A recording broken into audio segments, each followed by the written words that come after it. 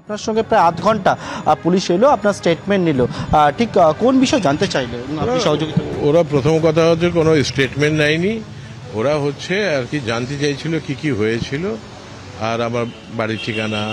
যেহেতু সারা রাজ্য দেখেছে অধ্যাপক ব্রাত্য বসু আক্রান্ত হয়েছিলেন, আমি আক্রান্ত হয়েছিলাম।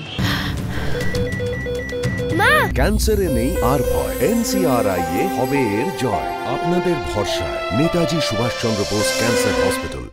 এবং আমাদের যাদবপুর বিশ্ববিদ্যালয়ে যেটা হোস্ট ভেনিউ ছিল, সেখানে আমাদের বাংলার 3,500 জন অধ্যাপকদেরকে চূড়ান্ত হেনস্থা করা হয়েছিল, তাদের উপর অনেককেই আক্রান্ত হয়েছিলেন।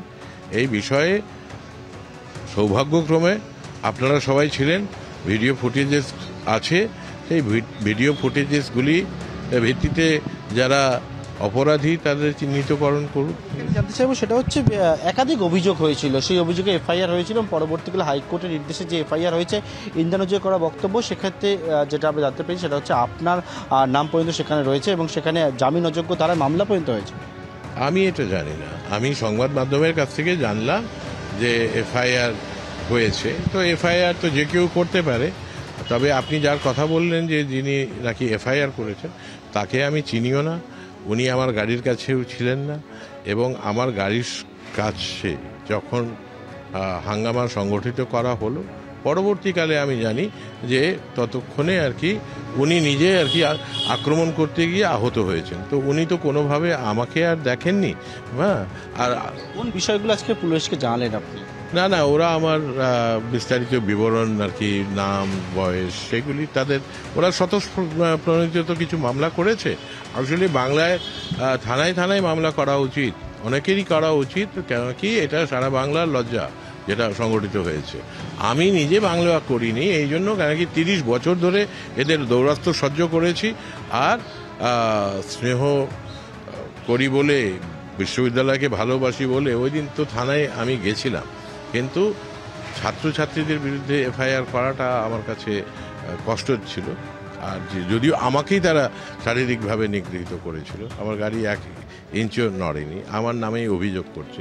আর যিনি অভিযোগ করছেন বলে আপনারা বলছেন, তাকে আমি চিনি না, সে আমাকে চেনে কিনা আমার সন্দেহ আছে, এবং তাকে আমরা সংবাদ মাধ্যমে দেখছি।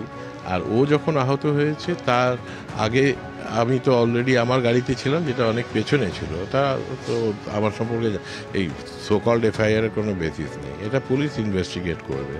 8 ঘন্টা পুলিশ থাকলো এবং ওমপ্রকাশ মিশ্রের বাড়ি, অধ্যাপকের বাড়িতে এসে ওনার সঙ্গে কথা বললেন। মূলত যাদবপুরে যে ঘটনা, সেই ঘটনার পরিপ্রেক্ষিতে তুমি দেখেছো যে হাইকোর্টের নির্দেশের পরবর্তীকালে একের পর এক যে পদক্ষেপ, সেই পদক্ষেপ গ্রহণ করে, এবং আজকে ইতিমধ্যে সৃজন ভট্টাচার্য, তাকেও ডাকা হয়েছে যাদবপুর থানায় সন্ধ্যে 6টায়। অন্যদিকে বৈকুপার এক সদস্যের বয়ান রেকর্ড করা হয়েছে, যেমন পাশাপাশি 3 জন পড়ুয়া যাদবপুর বিশ্ববিদ্যালয়, তাদেরও কিন্তু উইটনেস হিসেবে তাদেরও জিজ্ঞাসাবাদ করা হয়েছে। পুলিশ যে বিষয়ে জানাচ্ছে, তারা যে গত শনিবার দিন ঠিক কী ঘটনা ঘটেছিল, কী কী হয়েছিল, সেই সমস্ত বিষয়ে যে রিপোর্ট তৈরি করার কাজ, সেটা কিন্তু তারা তদন্ত করে খতিয়ে দেখে সেই কাজই শুরু করেছে। শুভজিৎ। বেশ পার্থ, তোমাকে ধন্যবাদ। অর্থাৎ যেমনটা পার্থ জানাচ্ছিল যে একেবারে যেহেতু যাদবপুর কাণ্ডে কলকাতা হাইকোর্ট রিপোর্ট তলব করেছে, তারপরে কিন্তু পুলিশের একটা তৎপরতা, একটা সক্রিয়তা লক্ষ্য করা যাচ্ছে।